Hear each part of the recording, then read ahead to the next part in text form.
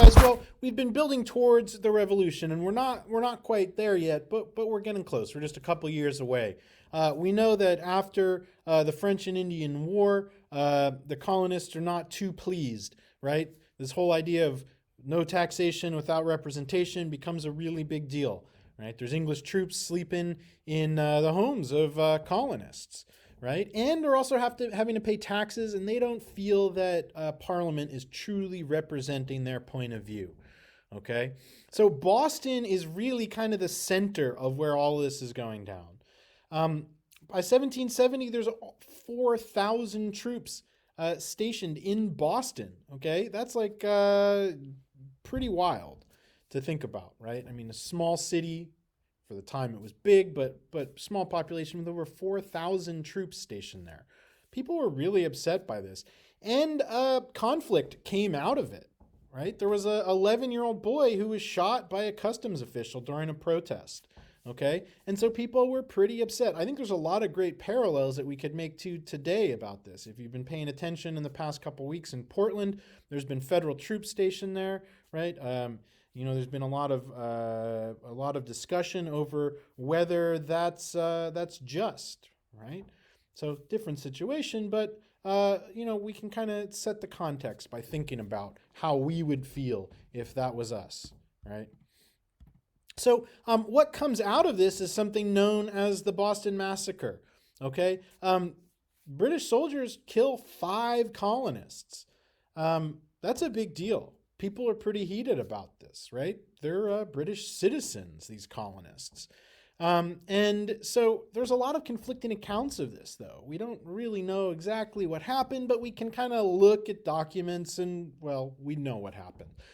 But you guys are going to be the ones kind of dissecting that, figuring out if the stories match up. And we're going to try to answer this question together. What happened in Boston on March 5th, 1770? Who was responsible? We're going to be looking at a few documents. First, there's 2 paintings, and then we're going to look at a couple of written documents. You're going to be answering questions as we go. Okay, so we're going to look at this image first, take a look, and then go ahead, answer the questions for the image. Okay, so we see that there's obviously British soldiers, right? They're wearing red coats. They're standing in a line. Of course, the American colonists are depicted as being unarmed, right? This happens in the middle of a city, okay? There's some people that are hurt by this, right? They're lying on the ground. We don't know. Maybe they're dead, and the British look fine.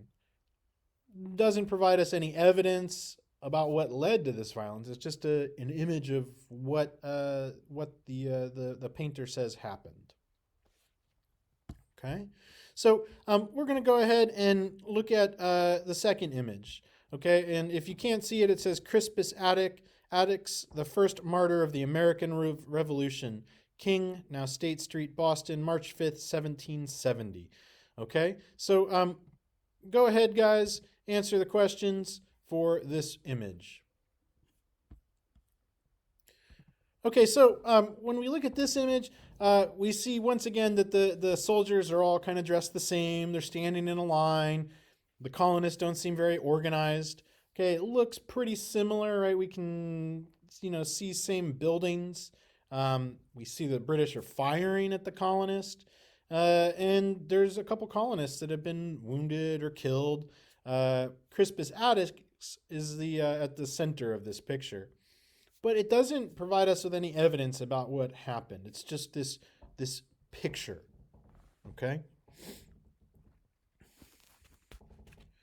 So we don't want to accept a single interpretation of what happened. It doesn't really give us enough information, really. And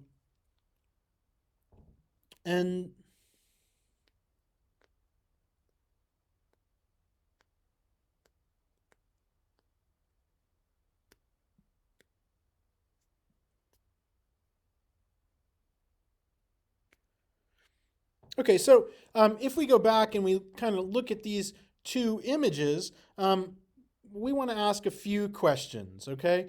Which image do you think presents a more trustworthy account of the Boston Massacre? What other information would you want to know about the images to better understand the massacre? And what information would you want to help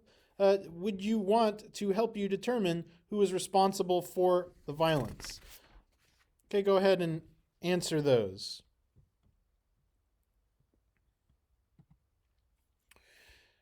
So the first image was created by Paul Revere, okay? And it's titled Bloody Massacre in King Street.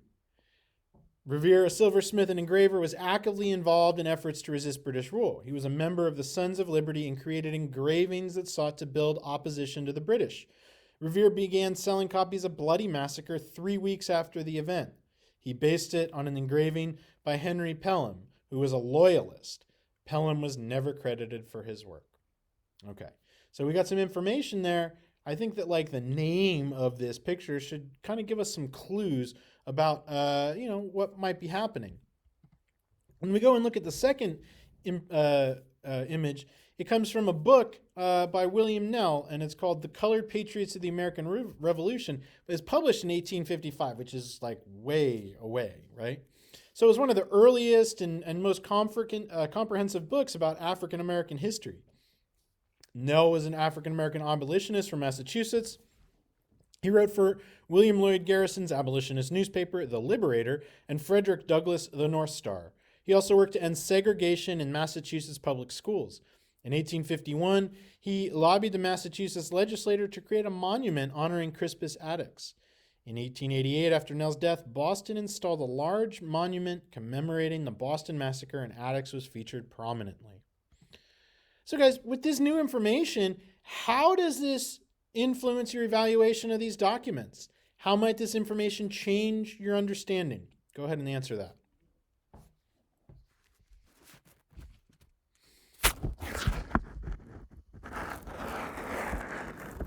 Okay, guys. So we're going to continue investigating what happened here. And to do this, we're going to read a couple of documents, okay? So we're going to read first document A, but before we really get going on it, we need to source it. Now, we talked about this the other day in class, but we're going to go over it a little bit here, okay? Historians source documents to know who made them, when they made them, and why. It's super important, and it's best to do that before we even read the document, okay? Most of these documents, the source information will kind of be up at the top and then down at the bottom after the document, okay? So we're going to go ahead, read the document, and then answer the questions. Okay. Document A, Thomas Preston. Captain Thomas Preston was an officer in the British Army. While in jail, he wrote this narrative. A British tax collector brought this account to London on a ship that left Boston on March 16, 1770. The account was then reprinted in Boston newspapers in June 1770 after copies of the London newspaper were brought to Boston.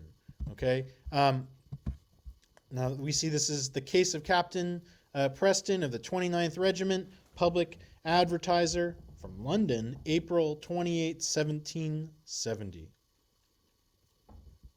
So go ahead and answer the sourcing questions here. Okay, guys, so a couple of the things we see here was that Preston was an officer in the British Army. Okay. So he was in jail. Okay.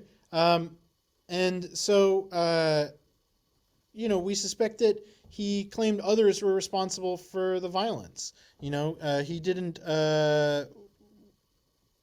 want to be held accountable for it, okay? And he may have been trying to shape public opinion about who was responsible for what happened. So those are some important things that we kind of want to take into account as we're reading this document, okay? So let's go ahead and read the document, okay? And then go ahead and answer the questions. Okay, so we see that Preston said that him and his men countered a hostile crowd, right? And they were really scared. They feared for their lives. The crowd was taunting his men to fire. They were being attacked, and they only, shot after they were being attacked. And he also says that he never told his men to fire, right? Someone else yelled it out. And so that's what happened. Maybe a big misunderstanding, right? That led to these deaths. Okay, let's look at document B, okay? Go ahead, read the document, and then answer the questions.